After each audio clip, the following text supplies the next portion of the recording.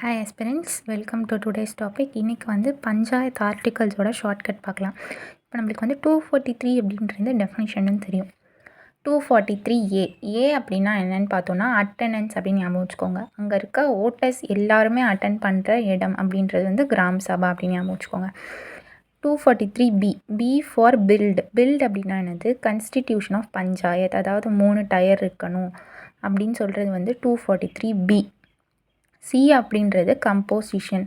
Next D தெரியும். D என்னது? Deputy collector அப்படின்னு ஞாபகம் வச்சுக்கோங்க. அவங்களுக்கு வந்து ரிசர்வேஷன் ஆஃப் சீட் தேவை அப்படின்றது. நெக்ஸ்ட்டு 243 அப்படின்றது வந்து எவ்வளோ டைம், எவ்வளோ நேரம் அப்படின்னு கேட்போம்ல. So duration of panchayat.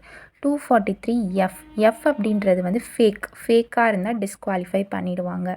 243 அப்படின்றது என்னது? கேர்ள்ஸ்க்கு தான் பவர் அதிகம். 243 அப்படின்றது வந்து ஹை அப்படின்னா இம்போஸ் டேக்ஸ். ஹை போஸ்ட்டில் இருக்கவங்க தான் டேக்ஸை இம்போஸ் பண்ணுவாங்க அப்படின்னு ஞாபகம் வச்சுக்கோங்க. 243 அப்படின்னா இன்கம் யார் கவனிப்பா அப்படின்னு பார்த்தோன்னா ஃபினான்ஸ் கமிஷன். 243 அப்படின்றது வந்து ஜாக்பாட்னு ஞாபகம் வச்சுக்கோங்க. ஜாக்பாட் அடித்தது நம்மளுக்கு எப்போ தெரியும்னா அக்கௌண்ட்ஸ் பார்த்தா தான் தெரியும். Jackpot accounts. கே ஃபார் கிங்கை எலெக்ட் பண்ணணும்னா எலெக்ஷன் தேவை. 243 அப்படின்றது வந்து லோ அப்படின்னு ஞாபகம் வச்சுக்கோங்க. லோ அப்படின்னா ஸ்டேட்டை விட கொஞ்சம் கம்மியாக இருக்கிறது வந்து என்னதுன்னா யூடி. ஸோ அந்த கம்மியாக இருக்க இடத்துலையும் வந்து இந்த லா வந்து அப்ளிகபிள் ஆகும். அதுதான் 243 எம்னா மைனாரிட்டிஸ்ன்னு ஞாபகம் வச்சுக்கோங்க. ஷெட்யூல்ட் ட்ரைபல் ஏரியாஸில் வந்து இந்த ஆக்ட் வந்து அப்ளிகபிள் ஆகாது.